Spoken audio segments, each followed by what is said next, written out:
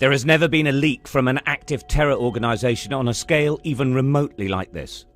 An unprecedented cache of information that could destroy Islamic State's fighting infrastructure. Tens of thousands of files, names, addresses, telephone numbers, and crucially, the network that recruited them. Islamic State is suffering, but this for them is a potential disaster, and it's happening right now. The files passed to Sky News were obtained in Turkey, the country that has been the staging post for the foreigners who make up the elite cadre of Islamic State's fighting force. It's been the key to the terror organisation's success.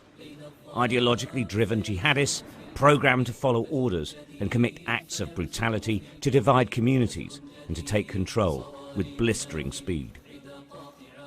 Repeated throughout history, brutal repressive regimes have an obsession with bureaucracy. To join up, would-be recruits had to convince their sponsors of their eligibility. This form was crucial. 23 questions, names and addresses, their education, the countries they've travelled through on the way to Syria, previous jihadi experience, and their phone number contacts at home. I gotta work till I'm dead and meet my grave. A lot of the names are well known to us. Abd el-Bari, a 26-year-old from London, entered in 2013 after visiting Libya, Egypt and Turkey. He's designated a fighter. In the UK, he was better known as a rap artist. His whereabouts are unknown. Another jihadi, now dead after being hit by a drone, is Junaid Hussain, the head of the Islamic State's media wing, who plotted to attack the UK with his wife, former punk rocker Sally Jones. Her whereabouts are unknown. This is a message to the brothers who stayed behind. And Riyad Khan from Cardiff, who also entered in 2013, well known for appearing in this Islamic State propaganda video. He was later killed. Just dealing with this huge amount of data is staggeringly time-consuming. There is simply so much. It came from this man, a Free Syrian Army convert to Islamic State. Abu Hamed, he calls himself. Disillusioned with the Islamic State leadership, its takeover by Ba'athist party commanders from Iraq and a total collapse in the Islamic rules he supported, he decided to quit. أنا بدي أطلب من الناس اللي جوا منضمة على التنظيم، تنظيم كذب يدعي الإسلام، ما فيه شيء بيطابق لشرع الإسلام أبدا أبدا، بعيد عن الإسلام. I met him in a secret location in Sanilurfa in Turkey, where he finds refuge with his Turkish Arab family.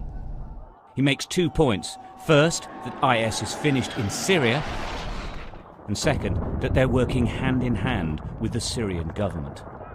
Is this information so important that it could actually destroy Daesh? إن شاء الله إذا وقعت بإيد أشخاص عرفوا يستخدموه أكيد. And if you were to tell someone how to use it, what would you tell them?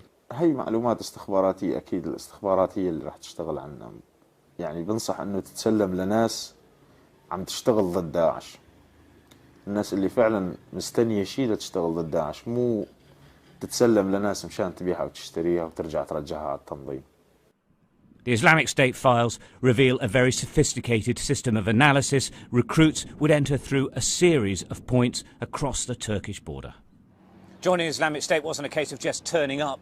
The would-be jihadists had to give an awful lot of their personal information away, including their real names, which they always changed, telephone numbers if they had them, where they're from, and crucially, who sponsored them and brought them into the organisation. Now, that information was top secret and was entrusted to the head of internal security for Islamic State, and he put them on memory sticks.